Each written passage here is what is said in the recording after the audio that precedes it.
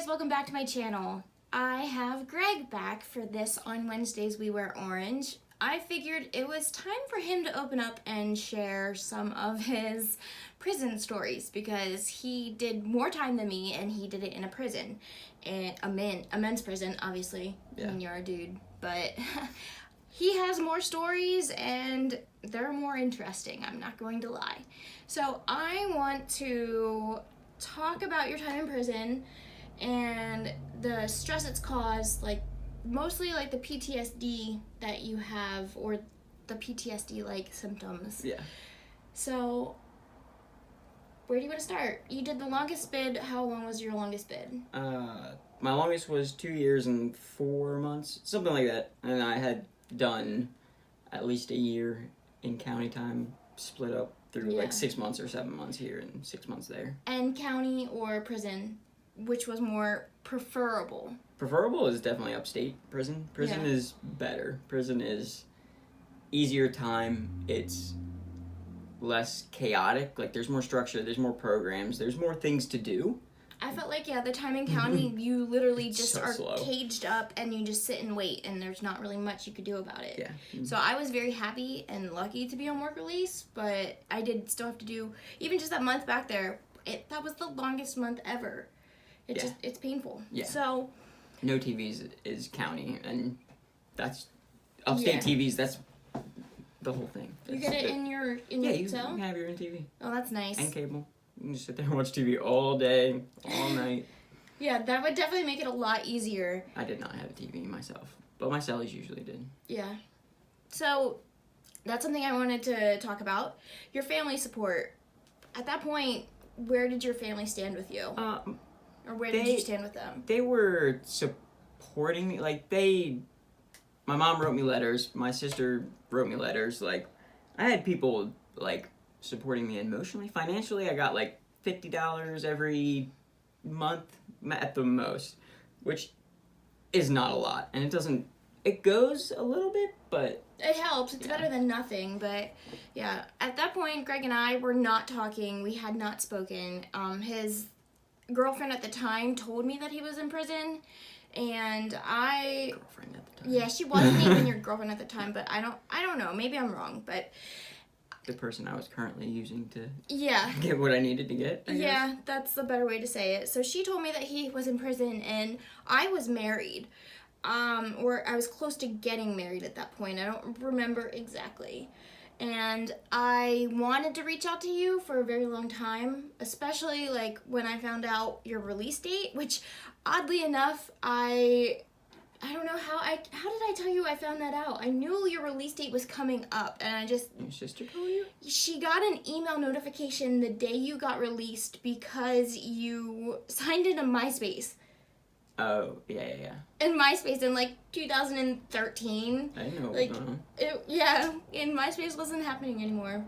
But so she got an email alert, but there was a reason. I think I checked your books, like checked your records.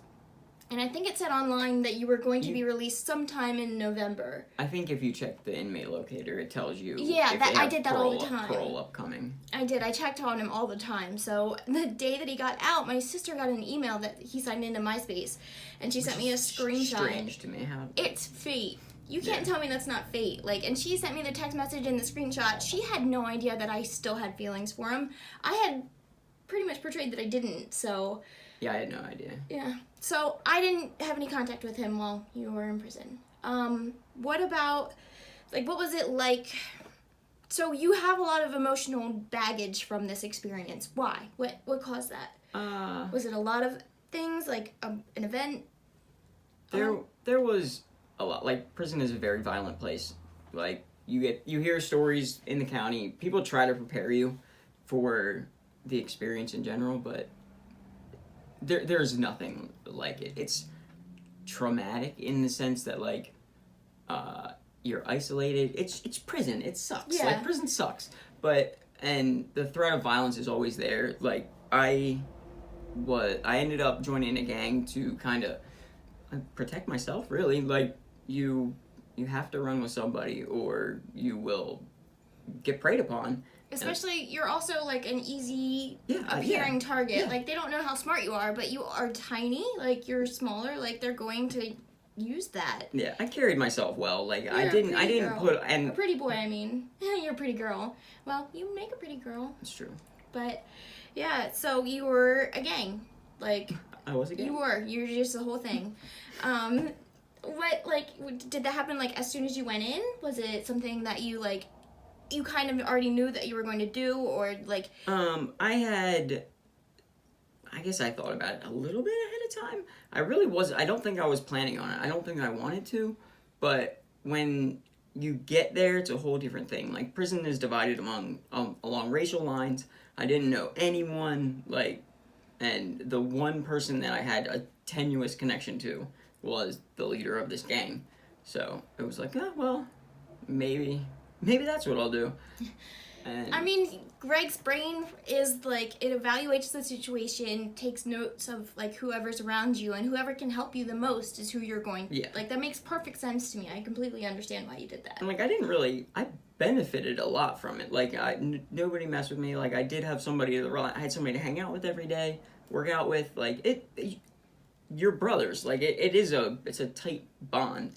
But, like, I carried out, like, one mission and jumped this dude, and broke my hand. That sucked. Yeah. And broke that right there. Maybe I'll include a picture because his hand is pretty messed up. It sucks. But then I got sent to the hole for that, and I was in the hole for 6 months for that.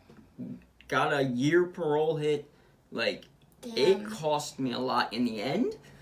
So, yeah, solitary confinement is a whole other traumatic experience. Like, Yeah. but I happen to have been practicing, like, mindfulness and yoga and all that stuff before I got to the hole. So when I was there, that's most of what I did was just a lot of stretching and a lot of meditating. Yeah. But 6 months, but with, like, one other person, you're in your cell 23 hours a day. Like, you get out an hour if they feel like having yard, and showers is Monday, Wednesday, Friday Yeah. for, like, 5 minutes. That sucks. Yeah. So the one thing you did for them, is that the only bad thing that came out from being in it, or what? Do you want to talk about the? When I got out of the hole, I went back to the block and things seemed weird. So he'd been gone for 6 months. Yes, now. 6 months later, I come out and I go to my crew and I'm just like, what's up, man? Talking to them, and everything seems a little off. And so that night I went in the cell block and somebody was like, yo, let me talk to you. We got some stuff for you we know you got out the hole. Come grab this stuff. So I went up there and I missed all of the fucking cues that were like, do not do this.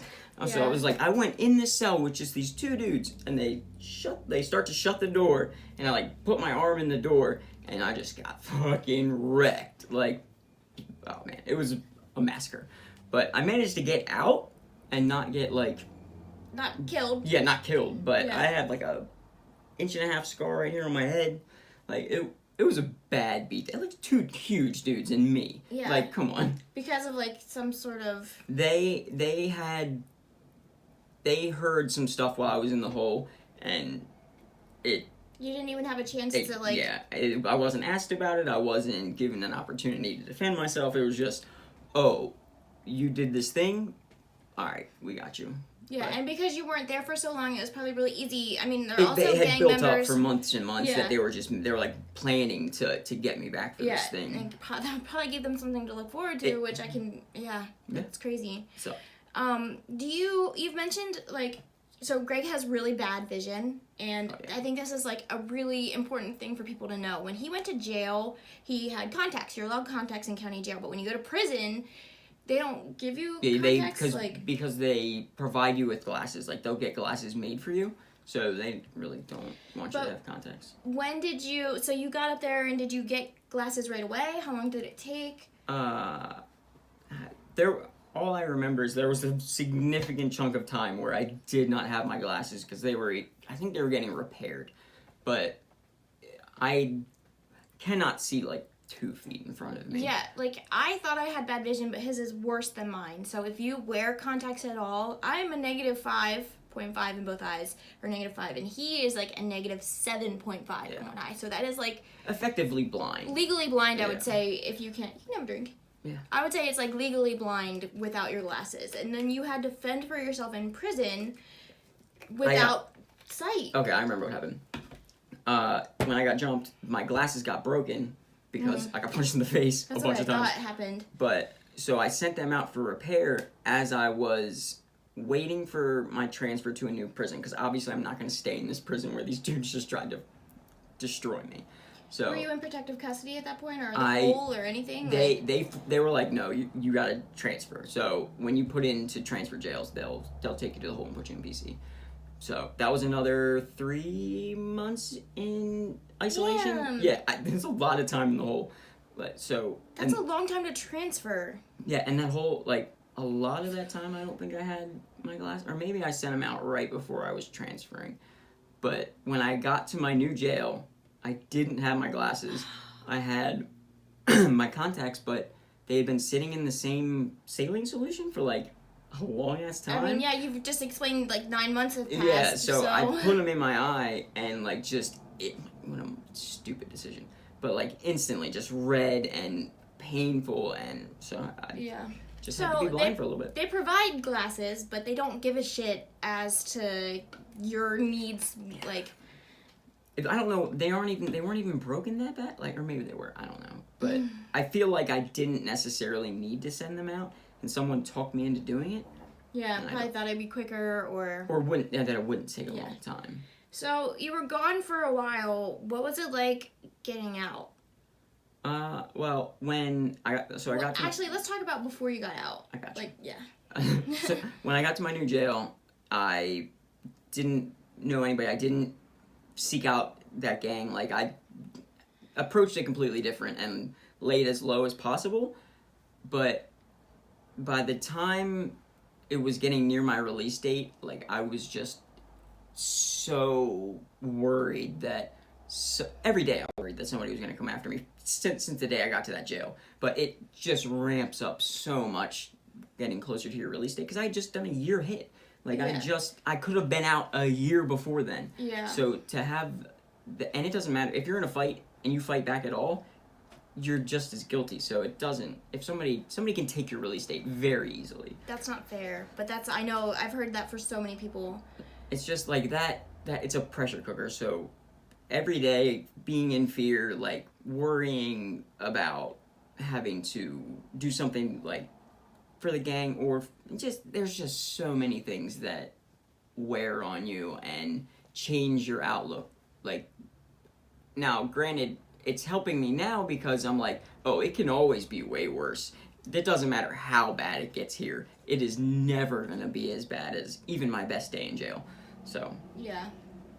And then when you were released, you moved from Pennsylvania to South Carolina, so you weren't really around people, or how did you get, like, acclimated back into society? Did you see a lot of people as soon as you got out? Did you... my mom came and picked me up, and she drove up from South Carolina and then drove me back down. But I distinctly remember the first gas station we stopped at seemed like everything looked so strange.